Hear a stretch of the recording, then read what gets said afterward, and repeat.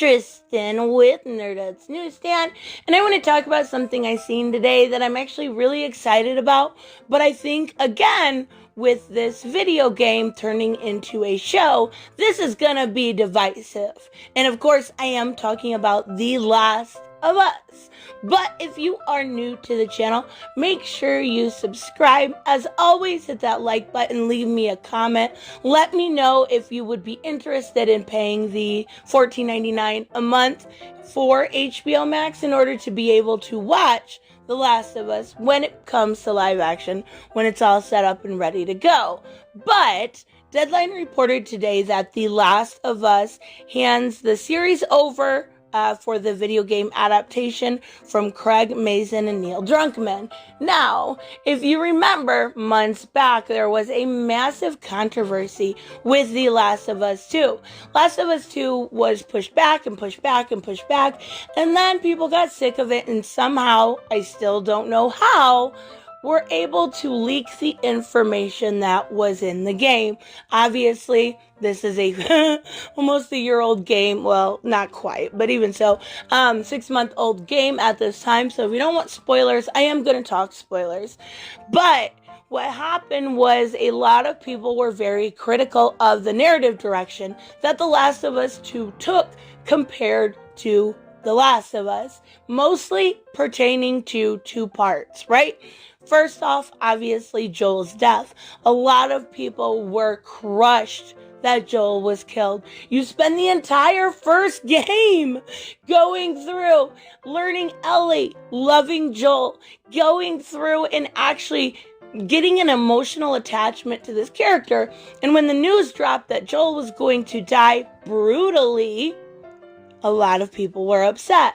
And that brings us to the second part of the controversy. And that in large part, okay, there's a lot around this, but that in large part is Abby in the narrative direction of people like, what was his name, Len? I haven't played it in a while, even though they did do the updates. But even so, the kid was, Lily was his original name, and then it was Liv. Right? Oh my god, I can't remember. So anyways, he was part of the Seraphites, which were a massive community that were very religious. And he didn't ever feel comfortable in his skin. Born a female, that is how the story goes. But it went even deeper. We had people upset, and then their channels got struck. Well, it was dumb. I will say that. You don't strike YouTubers' channels for being critical. You don't do it illegally. I've had it done illegal to me twice. And I won the first one. And I am in the middle of winning the second one right now as we speak. But you don't do that. That's dirty. What they did to YouTubers was dirty with no apology. And that, I think, could change this whole situation. A true apology. And I don't think it'll ever happen. But a lot of people were also upset that Abby was manly. that you guys gotta realize that, you know, some girls aren't always hot. But even so, Abby, you learned about her, and then you learn to love her. And I'll stick to that story because I was relatively, at first when I reported on the leaks, I was okay. And then I was like, no, I'm mad. And then once I played it and realized the multitude that you invested into this game and how the deconstruction of a character builds them up and makes them stronger in this game, not always, I really loved, and I still love this game, and it's actually up for a bunch of awards, and I'm sorry, but I know a lot of you will disagree with me, but playing the game for 30 hours in 3 days, yeah, rightfully so.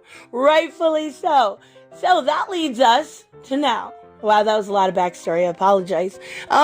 The Last of Us, before all this happened, was kind of rumored that it was getting a show. But now we are actually seeing an adaptation come to life from Craig Mazin, who did Chernobyl. Never seen it, but I've heard a lot of good about it. And Drunkmann, and the Game of Thrones executive producer Carolyn Strauss.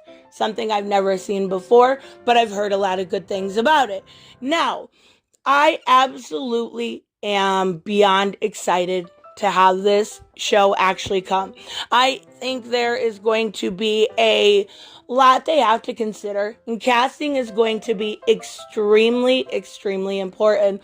We are used to Ellie, and I'm sure Abby won't show up in this. I don't think that they will go through that.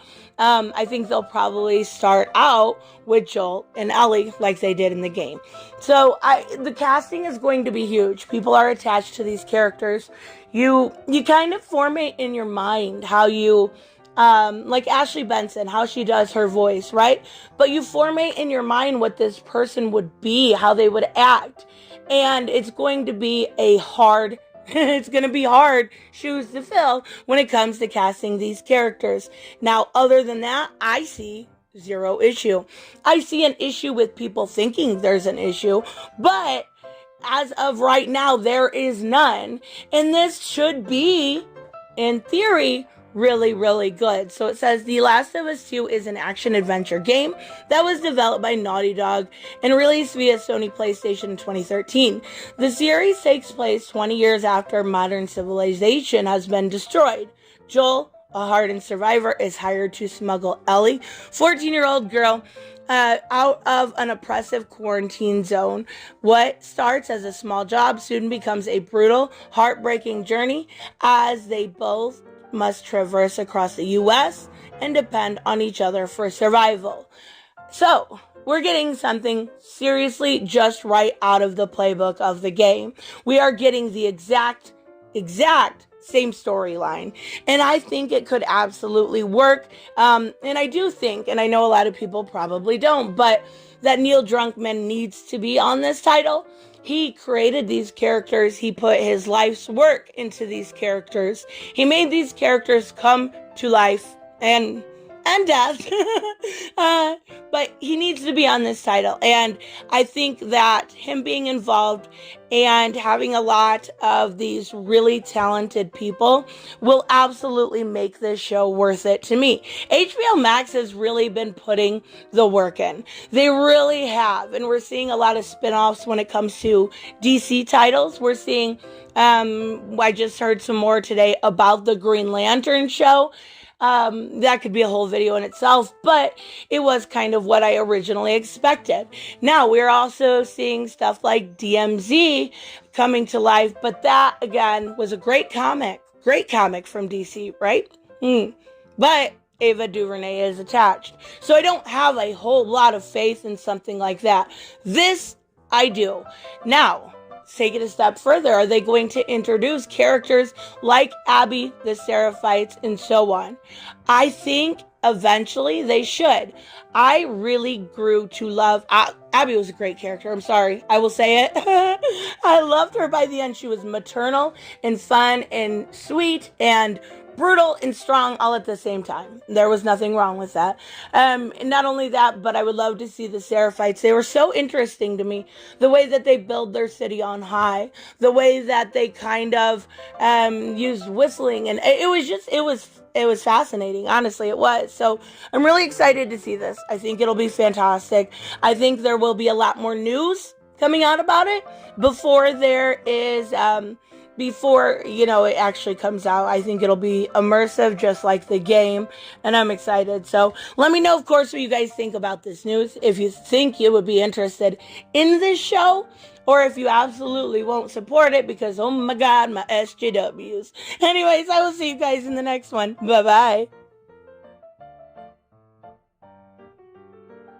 Hey guys, I want to give a huge shout out to my Patreon and subscribe stars. You guys literally make this channel possible. Huge thank you to Cage the Mick, Robert Mick Twiz, Black Knight Fool, Brucey, Chris Z, David L, David Rafford, Jeffrey Allen Carnes, Mighty Balls, Mike Buckner, Mazin Barbosa, Ruskart, Ryan Decker, Robert Hoffman, and Doc Holliday. You guys are absolutely amazing, and thank you so much for all your support. Don't forget, on the way out, to like as always if you enjoy the content and hit subscribe. And I will see you in the next one. Bye-bye.